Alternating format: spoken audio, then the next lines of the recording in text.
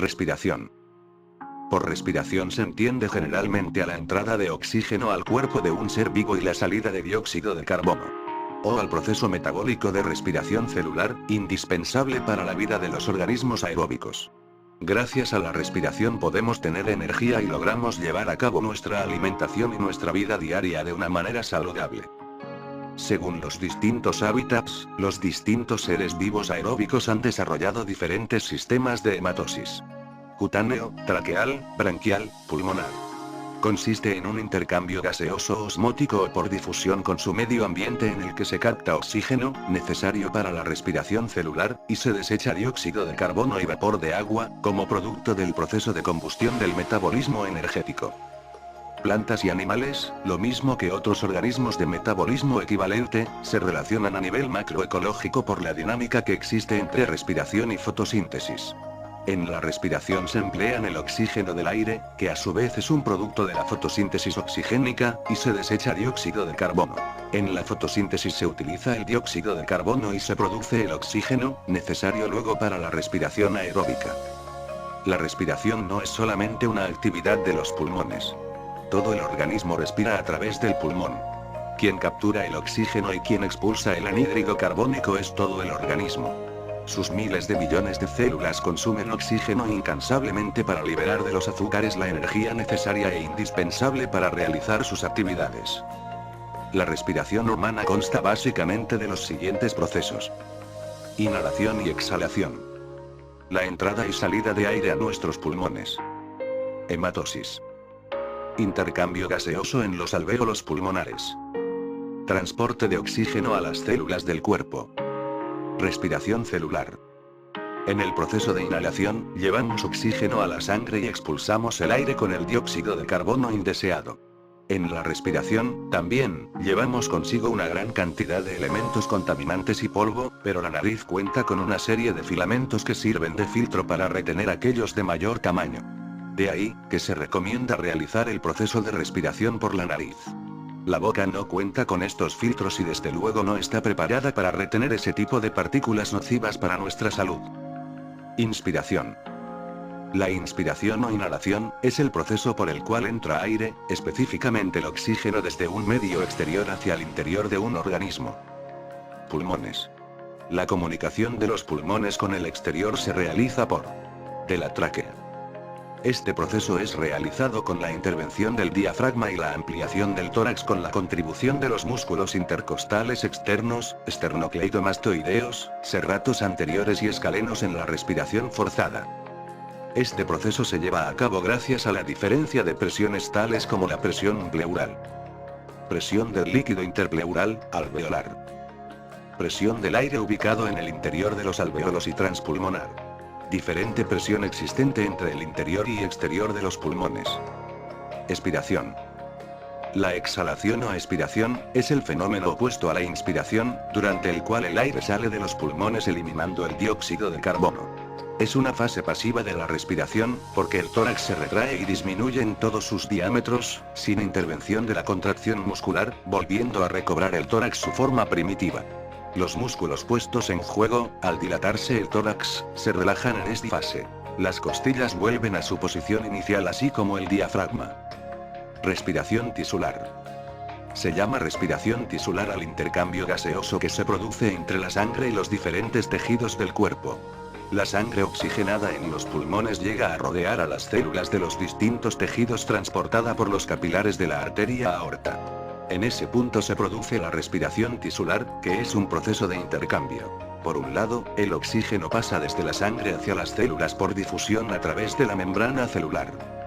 A su vez, desde estas pasan hacia la sangre el dióxido de carbono y el vapor de agua de desecho. La sangre carboxigenada es transportada de regreso por los capilares venosos hasta las venas cavas, innatas al corazón, para ser enviada nuevamente a los pulmones y las células de nuestro cuerpo. Se lleva a cabo en las mitocondrias oxidación mitocondrial de todas las células y es propiamente la utilización de oxígeno para la oxidación del carbono y el hidrógeno con la consecuente liberación de energía. En este proceso se consume el 80% del oxígeno que respiramos.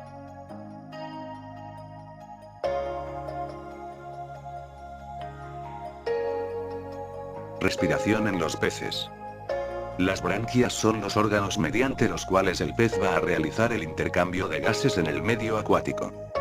Las branquias se encuentran formando estructuras pares, arcos branquiales y están compuestas por unos filamentos plegados sobre sí mismos y muy irrigados que reciben el nombre de lamelas. En los peces óseos, osteícteos, y las quimeras, holocéfalos, las branquias se encuentran protegidas por una estructura móvil en forma de placa denominada opérculo. En los elasmobranquios no encontramos tal placa y cada hendidura branquial presenta una abertura valvular particular. Ventilación de las branquias.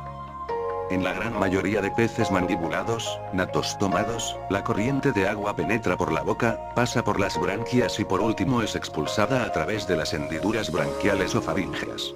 Sin embargo, en el caso de las quimeras y los peces pulmonados, dimnodos, el agua entra por los orificios nasales y después se dirige a la boca. Las branquias se pueden ventilar de dos formas. El flujo de agua pasa de forma unidireccional promovido por el movimiento del opérculo y de la cavidad bucal. Cuando el pez mandibulado abre la boca con la cavidad opercular cerrada se produce una succión debido al aumento de volumen de la cámara bucal. Cuando el pez cierra la boca se produce un aumento de presión debido a la reducción de volumen, lo cual actúa como una bomba a presión para facilitar el paso del agua a través de las branquias.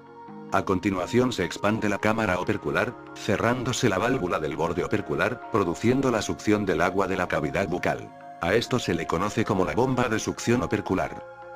Para finalizar, cuando los opérculos empiezan a contraerse se abre de nuevo la válvula del borde, desalojando el agua de la cavidad a través de las branquias. Las branquias se ventilan con la propia corriente que de forma continua genera el pez al moverse. La presentan los animales muy activos que nadan con la boca abierta y las cavidades branquiales expandidas. Obtención de oxígeno. Debido a que en el agua el oxígeno se disuelve entre 30 y 40 veces peor que en el mismo volumen de aire, la evolución ha ingeniado un sistema mediante el cual los peces obtienen el oxígeno disuelto en el agua denominado intercambio por contracorriente. Consiste en que el flujo sanguíneo circula opuesto a la corriente de agua. De esta forma, el pez se asegura de optimizar al máximo el intercambio de gases y obtener hasta un 85% del oxígeno del agua que pasa por las branquias.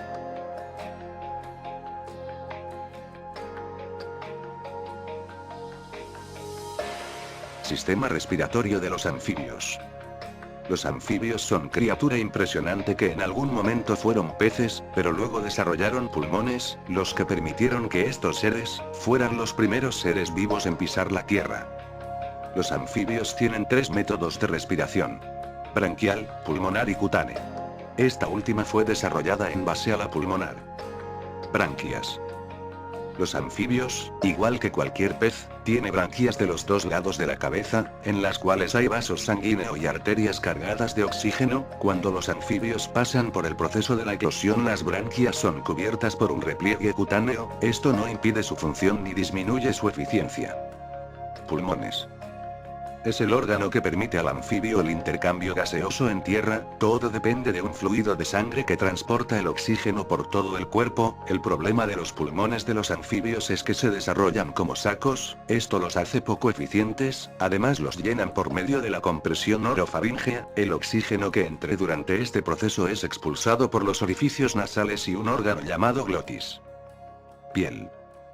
La piel de los anfibios es fina y delicada, sus glándulas secretan una sustancia viscosa y resbaladiza. Con la piel, el anfibio puede respirar tanto en el agua y en la tierra, gracias a un órgano llamado epidermis. El sistema respiratorio de los anfibios es más complejo incluso que el del ser humano.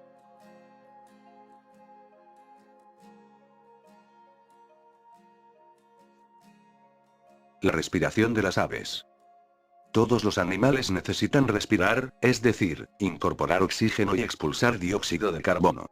Para hacerlo, los animales presentan distintos tipos de respiración. Concretamente, existen 4 tipos de respiración, según los órganos respiratorios que tenga el animal: pulmonar, branquial, traqueal y cutánea. De todos esos tipos, las aves tienen respiración pulmonar, al igual que los mamíferos, la mayoría de los anfibios y algunos invertebrados terrestres. Esta respiración se realiza, como su mismo nombre indica, mediante los pulmones. Estos, al igual que los de los humanos, también están formados por alveolos. Están rodeados de muchos capilares sanguíneos, que es donde se produce el intercambio de gases. Es decir, la sangre de los capilares toma el oxígeno y deja el dióxido de carbono. El sistema respiratorio de las aves está bien adaptado para el vuelo, que demanda una gran ventilación del organismo.